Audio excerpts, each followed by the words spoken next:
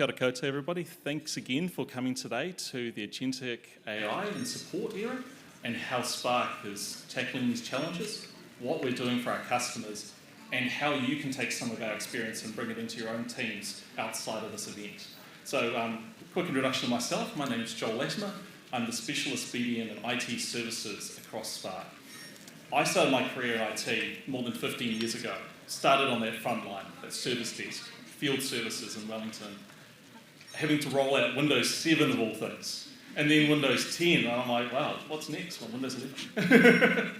So having those IT experiences in my career, grounding me, starting me in those points, understanding what it means to actually give a great service has been absolutely vital for my journey. Moving into the systems, maintaining environments, looking after people within the ITO community, the people who are our learners in motor trade and other services, and then getting promoted into an IT management role, transforming a business that used to have 8 people printing timesheets and matching them to invoices for a business that was turning over $25 million a month in invoices for professional services and IT labour.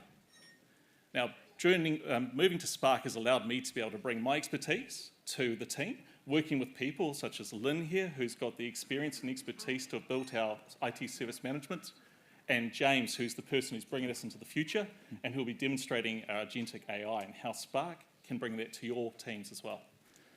What we want you to get out of today's session is what you can do for your people, how you can bring people who are currently answering phones, being reactive, being that 0800 number for support, and bringing them forwards to actually enable your people to do more, to be more productive, and to not be stopping and calling the service desk. So where do we start? Well, firstly, I just wanted to reflect on what IT feels like today. That vice in the middle, being an IT manager with a fully outsourced service, you feel like that at certain points of your day. Sometimes you don't understand when a person comes and talks to you at a senior leadership level, when they're saying, all of my teams can't do their jobs, I can't get support, we are not working the way we need to in the modern world. How do we get you ahead? Well, today, what we want you to take out of the session is there are technologies and services that integrate into a common platform that can help you achieve that outcome. And how do we get all of those different signals and services to come together with AI to solve at pace? The next piece is around the support tools themselves. Who here is managing their certs with an Excel spreadsheet? How are you looking after managing those really important parts of your IT infrastructure? I'd like to see some hands. Is anybody using Excel to manage it? I see a couple at the back there. Fantastic. I've been using Excel in that previous role of having to manage really complex environments, making sure that our online presence maintains its security and that we're actually available and keeping those things up to date. Well, at Spark, we've been able to flip the switch on that and move away from manually putting those certs out and getting ready for when certs are going to be going to renewals every 47 days rather than once a year. That's the sort of technology we want, the type of tech that takes away those real pains and makes it easy for us every day today. Legacy IT is always going to be there. How can we make sure that we enable people to be able to solve these issues with legacy IT? How can we understand what the pain points are and what can we do to solve it? Cost pressures, we've all got those today. How many people I've been talking to today about how can we reduce the cost of IT delivery and at the same time continue to provide an excellent service? Well, today we want to show with a live demo at the end of some videos that James has got of how we're using Agentic AI to actually do that at Spark. And that doesn't stop us from actually needing to deliver more new capabilities for our business. Across the IT community, we're having to keep up with the rate of change. With AI tools, one thing that James has talked to me quite a bit about is the fact that we've put in a new tool 2 years ago. It was cutting edge. It was using AI to create a lot of our information, answering calls, and taking notes. A number of these tools cost quite a bit. They took a lot of effort to implement, and we've already had to scrap them because of the rate of change in our industry. So it's how can we actually put in tool sets that can adapt and minimize that total cost of investment at the beginning of its journey. That's what we're here to do today. Another major area is customer expectations. Support from IT organisations such as ourselves, and I'm sure many of you in the room, you're having to compete with consumer experiences that can often outshine what we can deliver. You have to be thinking about the banking experience people have now, When I think of when I first opened a banking account when I was a kid, how much work it was to get a signature, how you had to go and process a piece of paper. People don't think like that now. All those barriers are gone. What we have as IT professionals and also people with responsibility within a business and managing risk is we can't just allow our people to put new applications on their phones. We can't allow them to put their data straight into an AI that's uncontrolled. We need to be making sure that we've got those controls in place, which does lead to some control friction. So what we are trying to do in the modern world, especially at Spark, is automate those approvals, making sure that we get those outcomes for people as quickly as possible so that people aren't sitting there saying, I can't do my job. That is absolutely the purpose of the speech today. We want you getting your people working and being productive. Personalised experiences and 24/7 support. These are two really important areas that we see all of our customers, people, wanting. We need people to be able to respond 24/7, and we need to be able to do this in a way that is allowing them to actually get an outcome, not just get an email back to say, we will look at this on Monday. That's where we need to get to. But the business also has its needs. We need to attract and retain talent. We need to drive productivity. We need to be making sure that people are working. Every time a person logs a ticket with your service desk, it's valuable time wasted. It's an opportunity for them to not be working towards the goals of your business.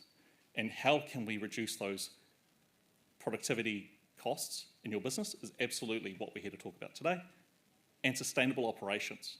So we want to show you how we're thinking about keeping those costs consistent, how you can provide an excellent experience with technology that doesn't keep increasing in cost and continuously having your board come back to you and go, why is IT costing 10% more for the same services year on year? These are the major challenges today.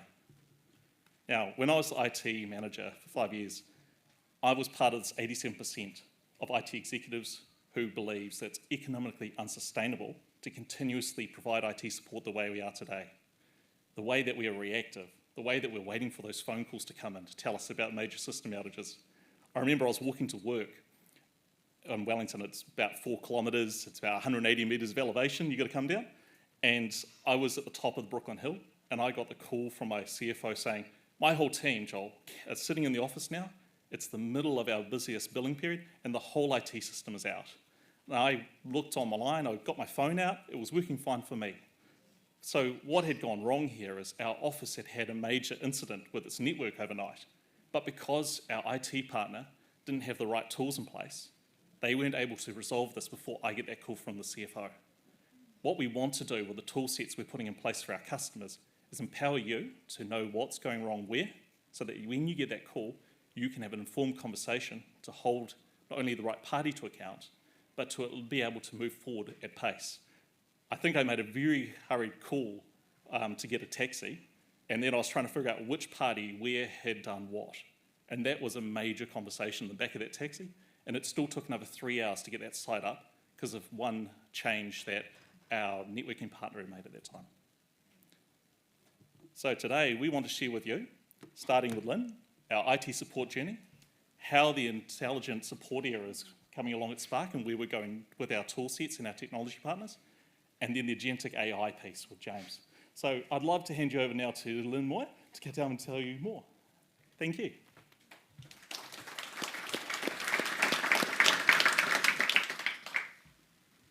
Cool, thanks Joel. So I'm Lynn, hi everyone. I've been in the IT industry for over 30 years, and during that whole time, my heart's been in service management.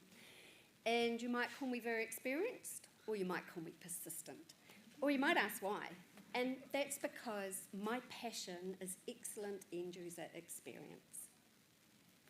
So during my IT journey, I met Penny White. Now she heads up Spark's Business Technology Services. And she rang me one day about over 4.5 years ago probably, and she said, hey Lynn, would you like to come to Spark? We are modernising our service management solution, and I'd like you to establish a service management office, and because we need to govern that going forward. So I was like, love to. So I joined Spark, and I hadn't been there very long, and Penny said, hey Lynn, would you like to design and develop our service management solution? I was like, thank you, you've asked me. I've been waiting for her to ask me. So Spark were committed to embracing new technologies, new platforms, modern work practices, and we wanted to move away from that people FTE model and focus more on customer outcomes. So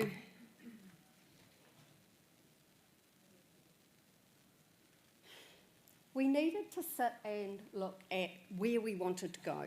So we noticed that a lot of our customers were moving into multi-vendor environments, and that gets complex.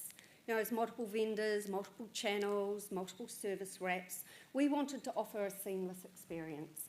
We wanted one channel. We wanted one consistent service wrap. It didn't matter whether the products were big or small, it was the same consistent service wrap. We wanted to move into a partnership with our customers. So service performance is measured traditionally by individual tickets, by individual vendors. There's not a lot for the user out of that. So we wanted to measure from a customer, from an end user's perspective. So we wanted to measure key performance indicators. And that would drive us to work with our customer together to evolve end user experience. So people were working hard, but there was manual procedures. That drives overtime. It was a very human focus. That costs more in the long run. So we needed to move to smarter tools, and we wanted to move our customers to self-service. And we felt that service levels drive the wrong behaviours. So it's all about protecting that service level target. And so we wanted to look at the big picture. We wanted to measure end-to-end ticket journey times for the end user. So overall, we wanted to stop looking at the parts of it and actually start looking at the point of it. So, sorry, I need a bit of water. So with my colleague James, we moved into design. So we started with 4 design principles, and the first one was user-centric design. We wanted to put the user at the centre of everything that we did. We wanted to build it once, and we wanted to reuse it across all of our customers. So we had to align to best practice, and we had to maintain standards. And we wanted to use all the cool features that ServiceNow were releasing all the time. So we had to stick to out of the box as much as possible and avoid customisation. And we didn't want to start from scratch. So we uplifted our practices, we uplifted our tooling, and we standardised our processes. So the result was ServiceFlex. Now, there's 7 capabilities with ServiceFlex, the middle one, customer interaction, in the hexagon, and the other 6 are around the outside. I'm not going to, well, we've got 16 practices underpinning those capabilities, but I'm not going to go into the practices. I actually want to talk about what I really got excited about. We did a lot, but some of the things I got excited about was our customer experience dashboard. So what we did is that's where we measured and trended our key performance indicators. And what that allowed us to do was us and our customers, we could see what we were doing well and perhaps where we needed to focus. I did establish that service management office, so it was really important that we kept evolving, that we actually delivered to the promise, and that we provided our customer and our delivery teams with actionable insights. It was all about being able to improve the end user experience. But what really rocked my boat was our discovery tools. So we deployed these discovery tools that would go out into the customer's environment, pull back infrastructure, IT components, hardware, software, back into ServiceNow. We integrated Intunes into ServiceNow. We've got all that visibility of end user laptops, mobile phones, who's using them, when they were last used. That is really cool. But we also, what Joel referred to, we put a discovery tool out there to discover all the digital certs and deployed in the customer's environment. And not only do we discover them, we can renew them automatically end to end. So they were just a few of the exciting things that we did. So we've been on the sales journey now for 2 years when we launched Service Flex. And we've come across some customers that, well, they don't want to outsource their service desk.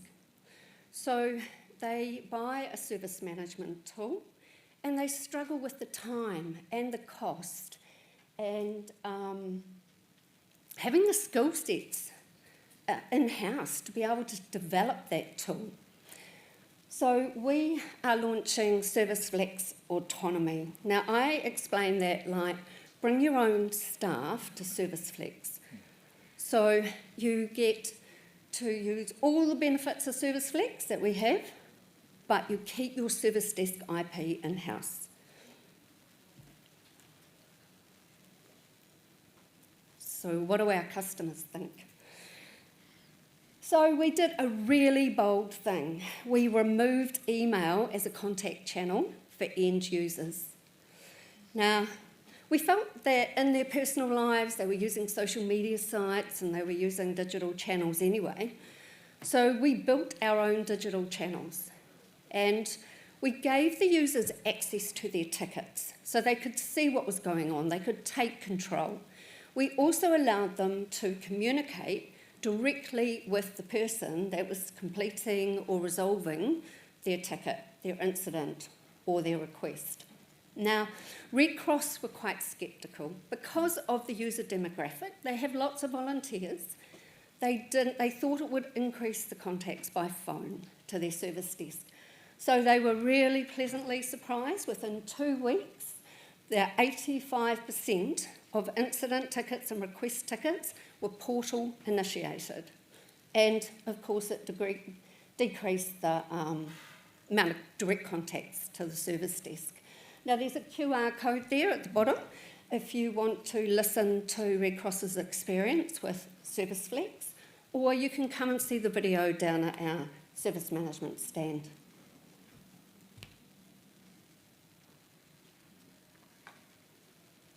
So we wanted to expand our partnership with Air New Zealand.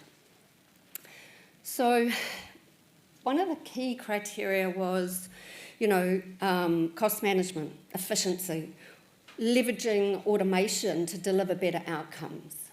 So we needed to align to Air New Zealand's goals, and we wanted to align to Spark's wider IT strategy. So traditionally we had physical teams on site all around the airports. They managed all the mobile phones for all the Air New Zealand staff. So they did break fix and lifecycle replacement, support, provisioning, and everything was tracked in Air New Zealand's ServiceNow system. So when we wanted to engage Spark services, we had to rely on manual swivel chair processes. So we needed a more streamlined, automated, scalable operational model. So we centralised all the stock back in our Hamilton warehouse, and we left a few reserves on site just for break fix purposes. We took all the provisioning and all the support and centralised that back at our Spark mobile service desk, and we put in Service Bridge automation. So all the incident and request tickets automatically synced between our systems.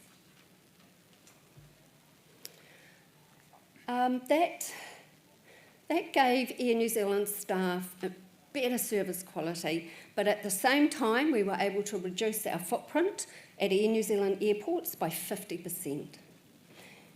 So that's just some of our journey over the last few years, but I want to hand back to Joel and James and tell you about where we're going next. Thank you, Lynn.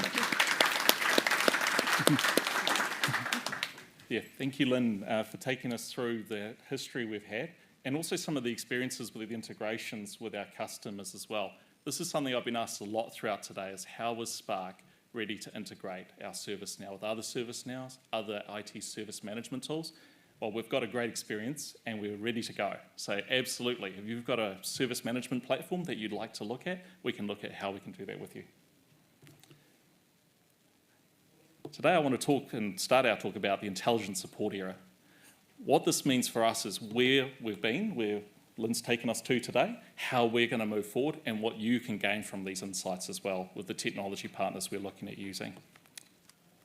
So one thing that we've done at Spark is we've put ServiceNow at the core of our service management. We have found ServiceNow is the right platform for providing IT service, and it integrates best with a number of technology partners. At Spark, we are utilising the best partners to provide the pieces you need to get the insights across your IT domain and your users' insights. So we've got, as Lynn was talking about earlier, Intune from Microsoft, getting those actual live feeds going so we can get new devices brought in as items to be managed within ServiceNow, linking them back to the services that the people are actually using and understanding what's going wrong where, utilising tools like NextLink, Logic Monitor and AppViewX to be able to manage the devices, see when an application has failed, understand when a person calls up and says, my team has had a major issue with that application over the last 3 days. Seeing if there's been any change to those applications over the last 3 days. How many times has Microsoft rolled out a new version of Outlook and people call up and go, it's all new. I don't understand. How do I create a new email? Why is the banner on the left now? So absolutely being able to see what's changed when and where and pinpointing a point in time. Bringing those insights into ServiceNow so there's one common platform for your support people is absolutely the way that Spark is seeing us move forward. Ensuring that we get the right inputs from Logic Monitor, which is monitoring not just network equipment, infrastructure, but the clouds as well. And then AppViewX coming in to make sure we're updating those certs, minimising potential downtime caused by IT, not managing everything because we can only do so much with so few people. Another piece of information that we've really been looking into for where we're going in the future with our IT services, 90% of respondents believe self-service is a reactive form of incident management. We want to provide a service that people see as proactive and ready and willing to actually solve their problems for them. That's what we want to move towards. If we're stuck in a world where we're solving our own problems, people, well, including myself, we get a little bit frustrated and we love it as well at the same time. When the problem's solved and we can do it ourselves, we love it. But when we go in, we expect somebody else to solve something for us or the technology to take care of those issues. We are really looking for a proactive service. So Spark's reimagining how we are portraying the customer. Lynn's done fantastic work with the service management office about putting the customer in the middle. What we want to do now is put the customer in the middle between Agentic AI, our management staff, and the tool sets that can see, diagnose, and fix without the need of having people call and tell us that things are going wrong. What we also want to do is put some of our newer staff members to their best use. So what I mean by that is when we get people into the service desk, they're often early in their IT careers, we want to put them to better use than just waiting for the phone to call to log a ticket. We want them to be utilising these tool sets to be able to find issues and solve things for their customer before they call. We want people to be empowered and to actually have really good insights. With the tool sets we're pulling together, we're able to integrate into ServiceNow lists showing issues that are occurring and provide technical outcomes that can be applied to that computer to solve those issues. And those are created by our level 3 technicians. And what that means is you can give a level 1 person the ability to act at level 3 with the guardrails and guidance from across the business at the top end of our security chain. What this is achieving for us is we believe the future of service, and that's why we're calling this our proactive experience desk with that target state of 0 service desk. What that means is the people are still there, but they're doing more proactive work. That's how we see the future of service management in Spark. What we want you to understand today from our stands downstairs is how this works. Have a look at what's been demoed downstairs, come down, see us at the service management stand, and also at the Modern Workplace, and see how these tools work. One of the biggest challenges, though, at the moment is actually keeping up with the rate of change when it comes to AI maturity. So with the tool sets that have been applied across enterprise globally, there's actually been a regression of 9% of AI maturity between the years 24 and 2025. This research was undertaken by ServiceNow and NVIDIA, and they looked at a large number of customers. And this is one of the biggest challenges that we at Spark have been talking about. This is the same when we rolled out our first copy of ChatGPT inside our business, and we started to utilise it to answer some questions from our customers and design some solutions to be able to help our customers move forward faster. So we'd love to talk to you now about Agentic AI, and James will be joining me to go through how our models are working. But firstly, we wanted to frame what Agentic AI means. So for us at Spark, Agentic AI is where you hop in a car and the car can take you from A to B with no interaction. It's where all of the different tasks are taken care of for you and you know that you're going to get there safely. This is not where the car tells you to turn left or the car is a simple script moving you from A to B and then stopping and going backwards. This is where it can do complex tasks without human interaction. James will be demonstrating how Spark has got our AI capability set up, how we train Agentic AI, and what we do to make sure we provide a fantastic outcome that you can rely on and you can see impacting your own people when these tools are out there for our customers. At this stage, we're using these things internally because we want to make sure we get them right, that we've got them properly trained before we move to that next stage. And with that, I'll hand you over to James. Thank you, Joel. So, I'm James McCartney, Service Technology at Spark. We've got a couple of demonstrations to show you today. Now, we've purposely split these agents up into two so that we could show you what our journey's been towards Agentic AI. The first is the triage agent. So this one aims to understand the context of incidents at the start of the process and help us categorize those. And the second is a resolution agent. So this one aims to provide a step-by-step guide on how to resolve an incident and also any other further guidance at the end. The objective of both of these agents is faster resolution, greater accuracy, and consistent outcomes. And if there's one thing I hope to leave you here today with, it's a greater understanding on how these agents work. They handle a task very similar to how a human would do it.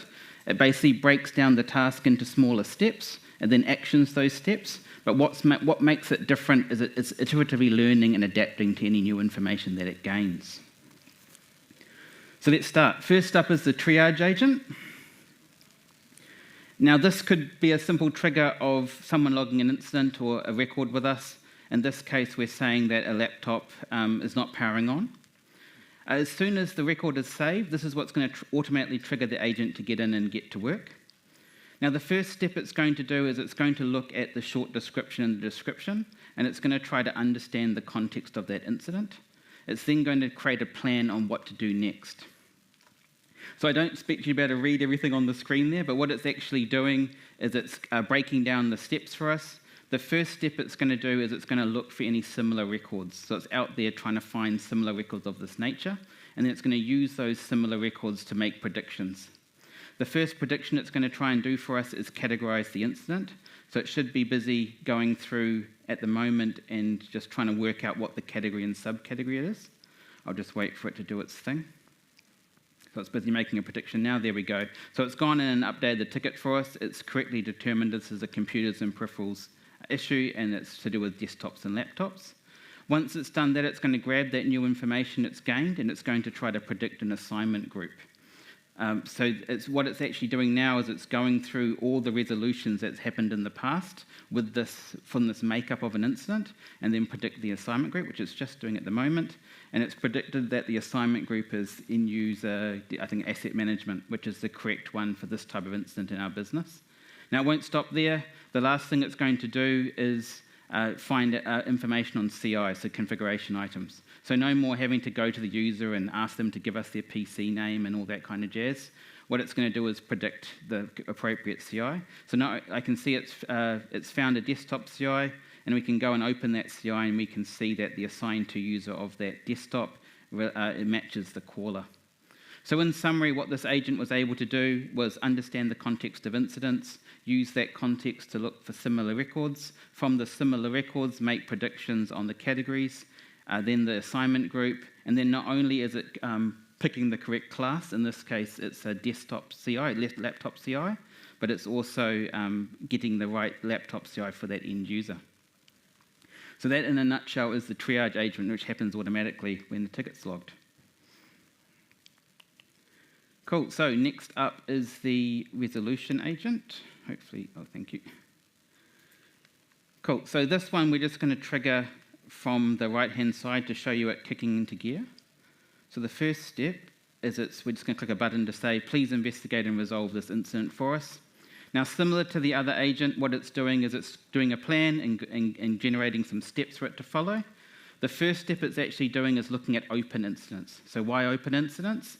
It's because there could be a major incident going on right now that this is a symptom of. So it's busy going through and looking to just validate that that's not the case. If it can't find any open major incidents, it's then going to look at similar records. Now, this is very similar to what we did before, only it's different because it's looking at different data. It's looking at things like work notes, comments, resolution notes, things that help with the resolution of the incident. Now, that alone isn't enough to tell you how to resolve an incident. It's just some notes, right? So what it's then going to do is it's going to be looking up relevant knowledge articles, because those knowledge articles give you context to the work notes.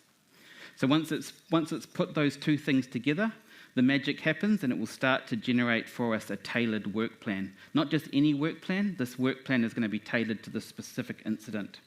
So it's just generating that work plan for us now. So as you can see on the right, it's got a detailed work plan, but not only that, it's actually giving us the source material that it used, because there's like a one-to-many relationship here where it's gone and pulled different sources, given us the work plan that's nice, easy for us to read and follow. Now this is the stage where we get our business SMEs to help us. What we want humans to do is help us validate that the agent has got it right. Is this everything you would have done manually? So what we get them to do is we get them to communicate with the agent to confirm that they're happy with the plan, or they can update the plan if they're not happy. This is all learnings for the agent to do next time. So for expediency, we're just going to say we're happy with the plan, so we can move on to the next step. So we're just saying that in the box there. Cool. So now the agent's got confirmation that it's done a good job. We've given it a good plan. It's then looking at the next steps from there. What it will offer to the agent is the ability to take this plan and put it into the ticket for them as a work note. Now, this is not just about, I will just say yes so we can move. So it's just going to put in yes, put it as a work note, please. Now, this is not just about taking work away from the agent to stop them from copy and pasting. It's also helping train the model. Because as I said at the beginning, one of the things it's looking at when it's giving predictions is work notes. The more work notes we take with all this detail and all this linkage to knowledge articles, the faster and better it gets. So this is how it's learning and growing and evolving over time. So it's busy just taking the work note now, and you'll better see what it looks like in the ticket. Cool, so if we scroll over, you better see it. Hopefully it's a bit more clear in the middle. There we go. So there you've got a resolution plan for this incident. It's got the detailed steps to follow and the reference material for people to go in and see if they need it. All of that's done automatically. Okay, so those are our two agents for the incident process. Next up is, well, how do we know we're being successful? How do we evaluate our success? So there's plenty of stats that we can pull out in this area to understand that, but there's really only three questions that we try to answer internally. The first is, who in our business is actively using these agents? Who's actively engaged? What's the adoption like? The second is, of these agents, what are the most common ones used in the business? What are being run every single day? And then the third question we answer is, how successful are they? How often are we getting a positive result? And so the combination of those three tells us where to focus our efforts. So we might either try to improve the agent, we might expand what it does. There's all these things. We might improve the data models. So these are all the things we really look at on how to focus that effort. And finally, what I wanted to leave you with was our roadmap. So what are we following at Spark on AI agents? There's a 5-stage process that we're following. The first is AI agents for resolvers. So the goal of this is what I showed you in that resolution agent. It's about changing the narrative, changing how we do things. We're no longer looking up information ourselves. We're going to get the agent to do it. We get that more and more, get it more ingrained that we're continually training those models and getting them better. Second is integrating MCPs for resolvers. So what does that mean? That is about expanding the data that the AI agents can access. So this is using model context protocol. So the purpose of this is if we can integrate into more sources, we can validate for accuracy, we can poll things, we can do automations. It expands the scope of what the agent can do. Next up is preparing agents for self-service. So this is where we need to update the models for the audience. So how you communicate to an end user in a business is different to a resolver group. They might have less access, they don't use the same jargon. We have to tailor the response to who we're talking to. There's also extra governance controls we have to put in place. So for example, if you might want to know the history of an incident that's happened in the past, but you don't want to have sensitive information given from one person to another. So these are some of the things we have to factor in. Next is the workflow control tower. So what is that one? That is, you've got to imagine in the future you're going to have all these different business units and they're all using agents, right? Eventually you're going to have hundreds, if not thousands of them, right? So when you have this army of AI agents, how do you manage that? The answer is the control tower. So this is about making sure they meet all our governance policies. It's managing all the demand and all the improvements, and also trying to reduce or avoid duplicate use cases. That's where the workflow control tower comes in. And finally is continuous improvement. So as we mentioned at the beginning, AI is constantly evolving. There's new things coming out all the time. The model context protocol I talked about, that didn't exist a year ago. So this is just, we're constantly looking at why things are changing, how they're changing, and trying to adapt to those. So that is, in a nutshell, our 5-stage plan for agents. Cool. I will hand over to you now, Joel. To wrap up.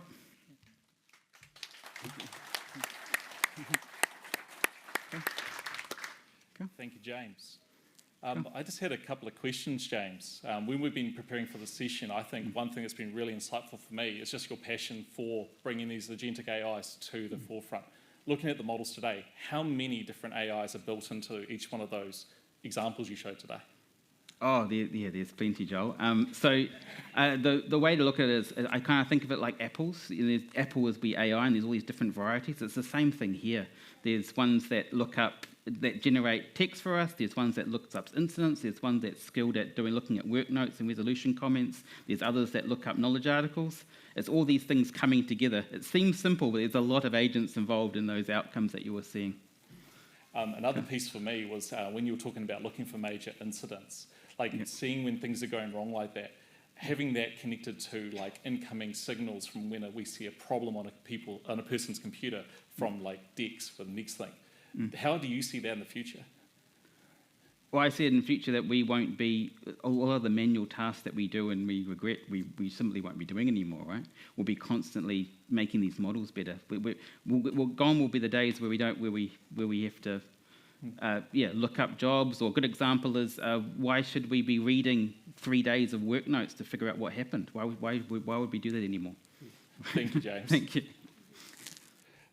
So we wanted to finish on this quote here from Jensen Huang. Now, I'm sure many of you have heard this year. He sees the future of IT departments for all the companies as becoming the HR departments of AI agents. With James talking about having hundreds of agents in different parts of your business, I mean, we're just starting with ours inside service management, but we're seeing it across the board with our tool sets, working across our sales team, working across how we work within Spark on ensuring that we have a consistent message, that we're getting the right information to our customers. This is absolutely the future. And now as trusted executives across businesses here in Aotearoa, New Zealand, everybody in this room, I think this is absolutely the way forward. This is where the human value is still going to be absolutely required. We're going to have to make sure that they're safeguarded, they're getting the right data, and that they're connecting to the right people and places to solve things at scale. It's really the call for us to make sure that we're ready for the future. And hopefully today you've had a few of those insights. Excellent. Now, I was going to say we've got a Q&A opportunity now, and we've got some questions down here already. So we see that Sarah has asked, how do you decide which IT service functions are best suited to agentic AI versus those that are still require human judgment or empathy? James? That's a good question. So it's mostly that feedback loop. We get the business to help us with that. We put it in there and we get it to train the agent on what it would do. Now, what we actually use, that will be what we decide when we get to production. But we normally just try and we're just working it through. We have a team that helps us with all of this governance and data policies that we seek out. So there's some rules that we have to follow, and there's some certain tables that we access. But I think that's probably my best answer I can give you for that one right now. I think what's also important is we work with our security team to make sure that when we are connecting an AI agent to a new source or solving a new problem, we are considering like the Privacy Act, and that we're not just going ahead and changing what information is available to who and where. I think that's really important that we follow those considerations properly. The next question is, when AI is deeply embedded in IT service delivery, what does resilience look like when the AI itself fails or behaves unpredictably? James. Oh, they're all AI questions. Yeah. Okay. So, as I said, we're still in POC in terms of every agent we're going through this process, right? So the challenge for us is trying to figure out when are we done, when are we happy to put this in front of a customer. We're doing controls. So how we can be sure in terms of security is we just simply don't allow the agent to read the tables that have sensitive information in it. So there's some controls there. But yes, getting the right or wrong answer and prediction and hallucinations, that's always a challenge for everybody, which is why we're testing, why step one is resolve is first, and we'll keep it there until we know we have some trust in it. And as you saw in the examples today, we're doing a lot of training of these models. What we saw today was how we go through and test the model with people so that we're making sure the answers are correct, that it's getting good training data, and when we do let it go and become more autonomous, that it's looking at the right place still. And then we are constantly checking in. And this is where it comes back to being the HR departments of AI agents, is you do need to have quality control checks. Like, we've got certain tools that work where I think it was 90% is accurate, but there's still 10% with hallucinations. So how can we make sure that we are constantly looking out for the hallucinations and training the tool to be better? What's important there is using those reports that James has got with his team, where we start to look at the truth of the information, we look at the types of information being presented back to the customer, and to see whether or not the issue was actually resolved. So we're monitoring to see if the agent is telling the truth and continuously providing good service. Next question. Christine has asked, is putting an automation and digital first model for service pushing the effort to your customers? So what this means in my mind, and I'll probably take this answer and maybe get a little bit of input from yourself, Lynn, on this, is when we can automate and have a digital model and provide service to customers where we don't have as much human input, we can provide a more cost-effective solution to our customers. And I think you'll see the same in your own businesses. If you can scale a person with a tool set, that means they can provide a fantastic service experience. It means that they are able to answer more questions within a day, they're able to solve more at pace, and I think that's where we're seeing our service move towards. So if we can have a service where you go in and ask a bot a question and it can answer it using Agentic AI services that we've developed, you're able to then experience those cost efficiencies from us. Lynn, is there anything you'd want to add to that question? That was perfect. Thank you. Rajiv has asked, has there been SMB customers that have deployed Service Flex for just in-house customers? So at this stage, we have actually got some SMB customers who are using Service Flex for their in-house customer service when it comes to IT services. That's how we're doing it now. Lynn, are there any examples you'd like to speak to there? Well, Service Flex is scalable, so... You might have to go there. Yep. Sorry. Yep. Yeah, I might not be understanding the question properly, but Service Flex is scalable, so it doesn't matter what the size of the use base is. Yeah, I'm not quite sure I understand the for just in-house customers. Sorry. Yeah, but yes, we have deployed it to a number of businesses from about 100 seats through to the 1,000, and we've got customers over the 1,000 seat size. Yeah, thank you. If you would like some more information, you can always come and talk to us to the stand as well to understand how we can potentially help your business. Sarah's asked, what are some good examples of proactive service desk support? So that is a really good question. For me, what good proactive support is understanding when there's a major network outage impacting a business. That example I gave at the beginning of my introduction.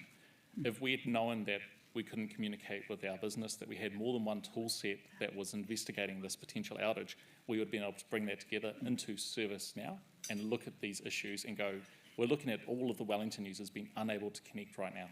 Having that insight and having an alert go off from a different tool set, we would have been able to resolve that issue faster. So a good example is not just network outages, but also understanding when a person is having a large issue with Microsoft Teams, for example. We've got certain laptop types and some of our customers that don't accelerate well when you don't work well with a hardware acceleration on the video card drivers. And the single tick box can cause major issues with Teams meeting room calling capabilities. So turning that off as a simple tick box exercise can solve a bunch of really poor quality calls. I think these are the types of examples that if we can be proactive, we can solve these things for people and be more effective. Thank you, Sarah. I see there's another question here. This one's from Mike. The move of focus from SLA to KPI is a mindset move. What would you say to those who are struggling with this approach? Lynn. I can give that a go. Yeah. So there's this thing out there called the watermelon effect, right? Which is the whole green on the outside, red on the inside. So it's just how do you change that, right? So there's I normally use some examples of the behaviours that people don't realise happens from the service levels. So a good example is when you have a service level target, and you're measured, X% in 3 days. What people don't realise is things like it being on hold or awaiting a vendor, or all these reasons. There's all these reasons I can count like longer than my arm of why a ticket can go on hold, which pauses the clock. So what does that do? There's things like you're not incentivized to chase down information or follow up with people. All these other behaviours come out once you start looking at the cycle time, because it doesn't matter where it's with, who it's with, why it's blocked. You're incentivized the behaviours change for you to chase it down. So there's plenty of examples like that we share. We also go through a process with our customers about why things are being held, rather than worrying about trying to speed up with people. So what we're finding most of the time is that it actually gets held up with approvals. So our approach isn't really about how do we make the approvals faster. We more look into what do we need to do so we don't need the approvals in the first place. So a good example I had with a customer was we looked at the things that they're actually doing when they're trying to make the approvals, and there was only a couple of things they were looking at. One was, did they have budget? The other one was, what was the role and who was asking for it? Those were the only things they were really looking at to make the approval. So if we can do that for them, suddenly we don't need approvals anymore, right? So these are the kind of things that open up when we start to have those conversations. It's just really a conversation and going through these examples. Thank you, James. Cool. Well, I think we'll do a couple more questions. We've got Jason here asking, how do you work through first-level checks where power, etc. needs to be confirmed? i.e., do you have checks for redundancy to avoid unnecessary interaction? So this is obviously where somebody's at a desk, they're not plugged in properly, their computer stops working, they start, getting frustrated, things aren't going well. I think what's important here is that we look at the basics from those checklists, that we are looking at what is potentially an easy piece of, the problem here. So when we come to look at those checklists, we can see that it's missing that, AC power input. It's purely coming off the battery. Understanding those things and having that information to the fingertips of those people answering those calls, I think is the way to solve that. And if we can get the right checklist with the right information, you can help people quite quickly solve the problem and get them back to work. And our last question is from Christine, who's asked, how does AI actually improve initial customer experience?